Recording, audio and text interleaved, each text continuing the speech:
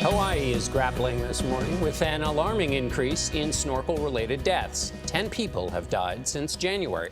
On average, 17 people die each year in Hawaii while snorkeling. A full-face snorkel mask is at the center of one theory about the rise in deadly incidents. So far this year, that type of gear has been linked to 4 deaths. Vladimir Duthiers of our streaming network, CBSN, went to Honolulu to learn why the mask's design is raising concerns. Good morning. Here on Hawaii's beaches, lifeguards say they are seeing more and more of these full-face snorkel masks. Some of the tourists that we've spoken to say they love them. They say they're easier to use than conventional masks and snorkels, but some safety advocates warn that people need to know about the risks that come with wearing these. And for one man's wife, that warning came too late. She was a water bug. She was a water bug.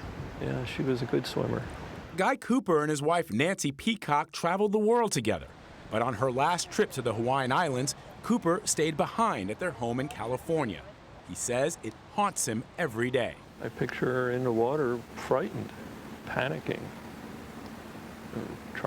struggling with that mask. An avid snorkeler, Peacock was trying out a new type of equipment, a full-face mask she bought on Amazon. But less than an hour after entering the water, her lifeless body was pulled out by a nearby surfer. I started right away thinking about this mask. Right away? Well, because I'm trying to think what could have gone wrong. These masks have a new design that covers the entire face, allowing snorkelers to breathe out of their nose and mouth, unlike the traditional 2-piece snorkel equipment. But some safety experts say it's this design that may make it less safe, with greater risk for carbon dioxide buildup that could cause snorkelers to become dizzy or disoriented, and tighter-fitting head straps that may make it harder to pull off in an emergency. Something Cooper suspects happened to his wife. I wrote to the coroner, and I said, wouldn't you want to know what she was using? The ER never asked those questions. You never asked those questions. Apparently, no one is asking those questions. And couldn't that be a contributing factor? But until last year, the type of equipment used in snorkel-related deaths or near deaths was never recorded. No one will know if they're dangerous or not until you put it in a database. Look for trends. This is ground zero for it. Hawaii is ground zero. Hawaii is ground zero for the snorkeling-related incidents. Ralph Goto recently retired as Honolulu's Director of Ocean Safety after 30 years. He now co-chairs a committee investigating the spike in snorkel-related deaths, along with the Hawaii Department of Health. There's the full-face mask theory. There's issues of pre-existing medical conditions.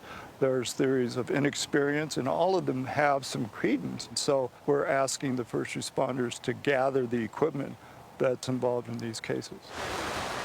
But as for the masks, more and more people are using the full-face mask. Lifeguards like Kawika Eckhart and his team are responsible for the safety of an average of 2,600 visitors each day at Hanauma Bay.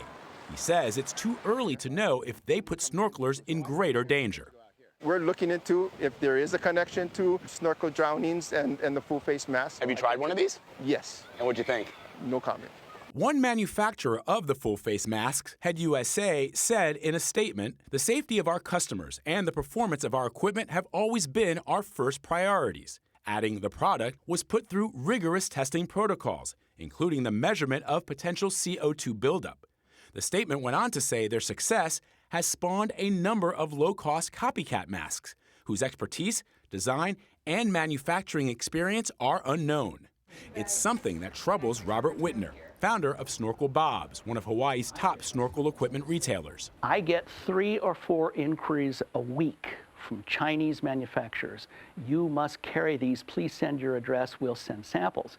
And my response is always the same. No, thank you. Please put them in the dumpster. Whitner decided against carrying any of the full-face masks after his researchers tested them. They said that the face area heats up and gave them a feeling of claustrophobia. They could not reach their nose to clear. It's hazardous. And if you try to get the mask off in a hurry and you're not thinking clearly, it can stick. There are snorkeling fatalities way before there were one-piece masks. I think we have to look at it in totality. Is it the snorkel? Is it the mask? We don't know for certain right now what's going on, but we're certainly trying to find out. Cooper may never know exactly what caused his wife's death. But for now, I just wouldn't want someone else to go through what I went through losing her. currently, there are no regulations for snorkel equipment in the United States. The Consumer Product Safety Commission did respond to Guy Cooper's complaint, and they say they are looking into full-face masks, but they haven't taken any action. Cooper says his wife Nancy will not have died in vain if more people are aware of the possible risks associated with these devices. For CBS This Morning, Vladimir Duthiers, Honolulu. All right, Vlad, thank you.